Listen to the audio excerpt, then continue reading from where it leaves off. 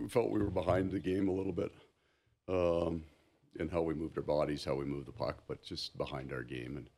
And that would be very similar to Game 3 in the Tampa series. That's what we felt, where we need to get better.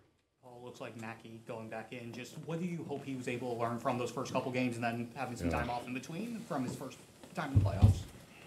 Well, I mean, we put him in a challenging situation, and I think that Tampa has the most dynamic rush game in the league in terms of stretching, bringing puck back, speed on the offside. The reads are very, very advanced for forwards, and it takes some experience. And then you throw on top of that is your first playoff game that you cannot explain to a young player, or at least I don't have the ability to articulate the difference between a regular season game and a playoff game. So we asked a lot of him. So I think he learned a lot. And we're mindful that, Anton Lundell 3 years ago was a healthy scratch in his first playoffs as well. It's just an awful lot. So he gets to watch, come back and be the player. I think he'll be exactly the player he was for us in the regular season. He's really quick, very dynamic, got a real good release, and excited. Now the pressure, in some ways, the pressure's off him. He gets to come back in and just play. Paul, just getting Aaron Ekblad back into the lineup and what he brings, especially bringing the puck out of your end against their forecheck. Yeah, I think, he came into the league as a puck-moving, point-generating defenseman, and then we asked him to modify his game a little bit. And he and Gustav really developed a strong chemistry playing against the other team's best. What you're hopeful for is he can leave he can come in the way he played. His Game 4 was outstanding. And, Game 4, yeah. And just gap closures. He did produce. He did move the puck. He scored a goal that got called back as an offside, but it was really good. Scored a huge goal at the end of the game for us to tie it. And he can do both. So I'd like a bit of both, yeah. Paul, I'm not sure if the Leafs will be giving Bennett any extra treatment. Who? Sam Bennett? Sam Bennett? Have you been asked about him? Anyway, not sure if the Leafs will give him any extra attention, but the fans will probably be on him. Are they bringing their skates? You never know in Toronto. But this is not unfamiliar territory for him to be in the spotlight like this. What have you learned about how he responds, how he's comfortable, or what you noticed about him in this spot? He's our leading scoring forward, and he'll play an honest, hard game the way he always does. I don't think he hasn't in the past, and there hasn't been, believe it or not, that many. Oh, don't be funny, Paul. It hasn't been that many situations. He'll be fine, and I appreciate the concern. I felt that. Wanted to check in. He's fine. I think he's going to be okay. Paul, game one aside, your road record since the start of this run in 23, 3-0 in Tampa last round. I think you're 18-10 overall since the start of the 23 playoffs. What is it about the makeup of your team and the comfort of being okay on the road? We're not a team, first, it's a heavy match team. And I think that has a lot to do with it. So we don't have to come out of our style of play, or it's not even style of play, out of our rhythm of the game. We go on the road, and I don't pull lines off the ice. We have a general thing that we want with our forward match and a more specific D match, and that would be true of every team, most teams, I think. So there's not a big change for us in what we do, and we haven't in the past relied on feeling good to win. Right, like we don't have to snap it around, and our execution. We'll talk about our execution twice a year. Right, it's not something, so we don't need it to be pretty or to be beautiful on the road. So our style, I think, suits kind of that kind of game. What do you see as the biggest challenge?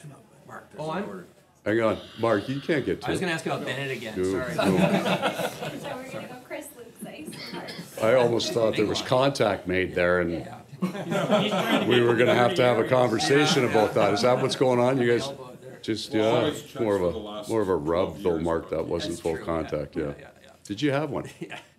Are you allowed? Building on what you said there on you liked Ekblad's game when he did come back in, but this has obviously, I'm sure, been a really tough season the way it's played out for him. I mean, how have you seen him handle the layoff and everything? Really, yeah. So you can look at it. First of all, the quality of his play this year was really high. We thought he was very good, and it had followed, I'm not going to say development, just the path over the last 3 years of him growing in the role. So his game was really good. And then you're out, but you're not injured. I mean, that just hardly ever happens. And then he's alone. He's isolated. He can't really talk to anybody. And if there's the positive, and we'll take it, he's really good shape right now. He's as fit. That man's as fit as he has ever been in his life. And now we get him back. We'd like to keep him for more than a couple of games.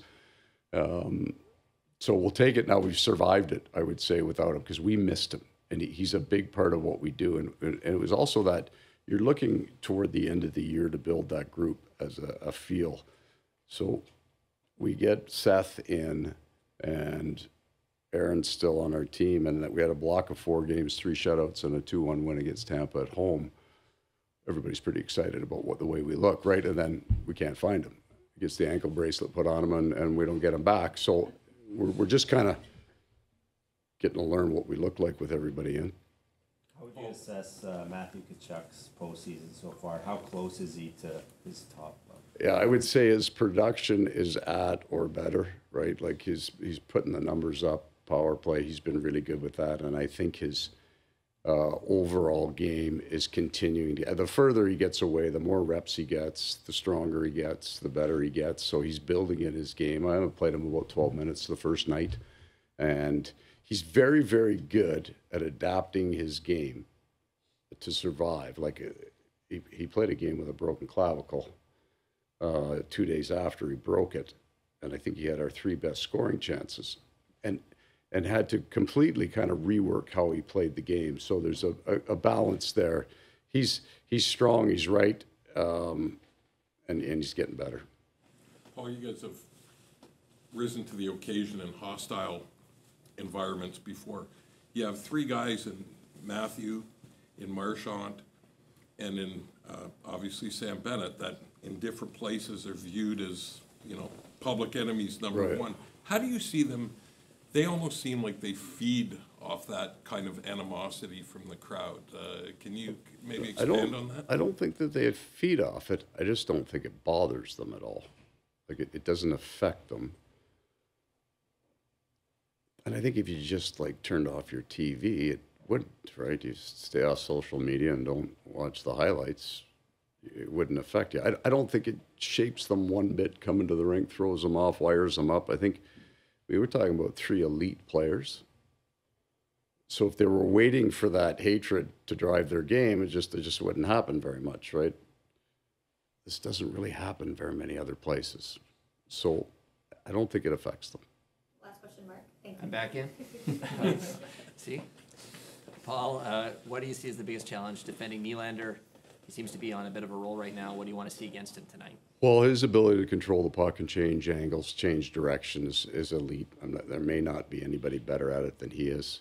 So what he can do with the puck one-on-one is challenge one, but really it's players away from the puck then. It's not, he can beat a guy one-on-one, take it to the net for sure, but it's the ice created by his movement that allows the other players to get open with good hands and they can get to the net. So we would view him in that, whatever the percentage is, the top 5 guys, the percentage of guys in the league, they all are something unique in their offensive game. Different, but similar in effect with Kucherov, how he can get a puck off the wall to somebody open a whole bunch of different ways. That's the same idea. They're going to get there. He's going to generate. He just is. So you want to make sure you're not putting him in a position where you're feeding it.